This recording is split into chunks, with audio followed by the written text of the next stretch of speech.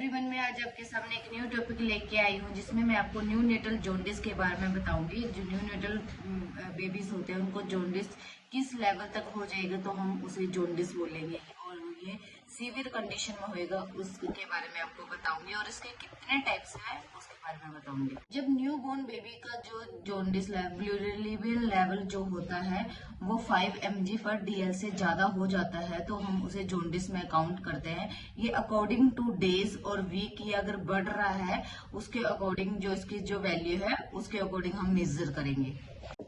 जो neonatal jaundice होता है बेबीज को वो 3 टाइप्स का होता है। फर्स्ट होता है साइकोलॉजिकल जॉन्डिस, और एक होता है ब्रेस्ट मिल्क जॉन्डिस, और एक होता है पैथोजेनिक जॉन्डिस। तो इसके मैं टाइप्स के बारे में बताऊंगी। और 80% जो प्री मेच्योर बेबी होते हैं उनको जॉन्डिस होता ही होता है। मिल्क जॉन्डिस उनमें पाया जाता है जब फर्स्ट वीक तक अगर बेबी अच्छे ढंग से फीड नहीं ले रहा है, वीक है बेबी, फीड अच्छे ढंग से नहीं ले रहा, उन पेशेंट में हम बेबीज में जो जॉन्डिस पाया जाता है breast milk jaundice. Breast milk jaundice में एक बेबी को डिहाइड्रेशन हो जाएगी और जो उसका इनटेक होगा वो कम हो जाएगा, जिसकी वजह से बेबी का जो वेट है वो ग्रो नहीं करेगा, जो लीवर है मिच्योर नहीं होगा, जिसकी वजह से ब्रेस्ट मिल्क जॉन्डिस बेबी को हो सकता है। साइकोलॉजिकल जो जॉन्डिस है वो डिलीवरी के 24 घंटे बाद जो है बच्चे में प्रेजेंट होता है, मतलब शो होना स्टार्ट करता है। उसका थोड़ा फेस पीला होएगा, उसकी आईज है वो पीली होएगी। तो ये डिलीवरी के 24 घंटे बाद शो होने लगता है। और इसके जो साइन एंड सिम्टम है किसी किसी बेबी में ये स्लो आते हैं, 4 से 5 दिन के बाद शो होने लगते हैं साइन एंड सिम्टम। जैसे फेस का कलर ब्लू होगा, नोज एरिया येलो होएगा कलर, और आईज एरिया येलो होएगा। ये 4 या 5 दिन के बाद जो है हमें जो उसके साइन है वो दिखने को मिलते हैं।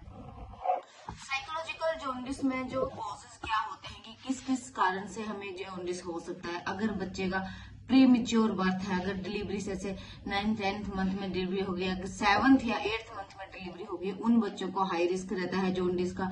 अगर जिसकी आरबीसीज डिस्टर्ब हो रहे हैं उस बेबी को साइकोलॉजिकल जॉन्डिस होएगा। पैथोजेनिक जो जॉन्डिस बेबी में होता है वो भी आफ्टर डिलीवरी होता है, 24 आवर्स के बीच में होएगा। ये डिलीवरी के 24 घंटे बाद शो होता है, और जो इसके साइन एंड सिम्टम है वो 10 से 14 दिन बाद हमें शो होने लगते हैं। जैसे हम जब पेशेंट एडमिट है उसके बाद हमने बच्चा जो और मदर को डिस्चार्ज कर दिया, जब घर में कुछ टाइम रह के बच्चा फीडिंग से ढंग से नहीं ले रहा है या कुछ भी अगर बेबी को दिक्कत आ रही है, उसका प्योर इनटेक है और जो बेबी के जो सिम्टम है वो शो होने लग पड़ते हैं, वो 10 से 14 दिन में शो होते हैं, उसे पैथोजेनिक जॉन्डिस बोलते हैं। जो पैथोजेनिक जॉन्डिस होता है वो उसके क्या क्या कॉजेज होते हैं। एक हेमेटो अगर डिस्टर्ब है, अगर हमारा लीवर में कोई दिक्कत है, उसकी वजह बच्चे के लीवर में कोई प्रॉब्लम है, उसकी वजह इमेच्योर बेबी डिलीवरी हुई है, अगर कोई सिकल सेल अनीमिया की कोई कॉम्प्लिकेशन है उसकी वजह से ये पैथोजेनिक जॉन्डिस हो सकता है बेबी में।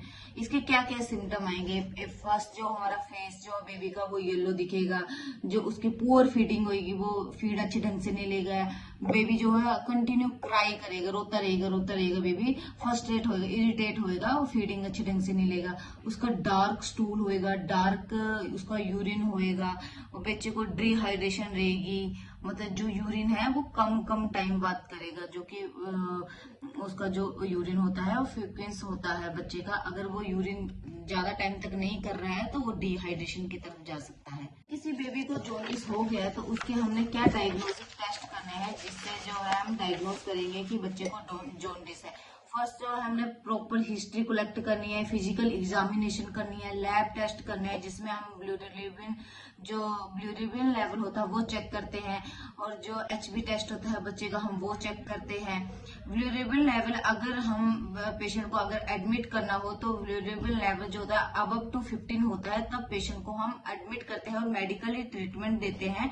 मेडिकली ट्रीटमेंट में जो होगा वो हम बच्चे को फिजियोथेरेपी देंगे, हॉस्पिटल एडमिट करके फिजियोथेरेपी देंगे, और उसके बाद जो उसका ब्यूरेबिन जो लेवल होगा एवरी 12 आवर्ली जो है बेबी का हम ब्यूरेबिन लेवल चेक करेंगे। जॉन्डिस में बेबी को क्या क्या कॉम्प्लिकेशन हो सकती है। डिहाइड्रेशन हो जाएगी बेबी को, सेप्सिस में जा सकता है पेशेंट, या लीवर इफेक्टिव हो सकता है, जो क्योंकि जो जॉन्डिस है वो हमारे लीवर से कनेक्टेड होता है, तो हमें लीवर में कोई डिफेक्ट पड़ सकता है, लीवर में कोई दिक्कत हो सकती है, इसलिए हमें प्रिवेंट करना है जॉन्डिस को।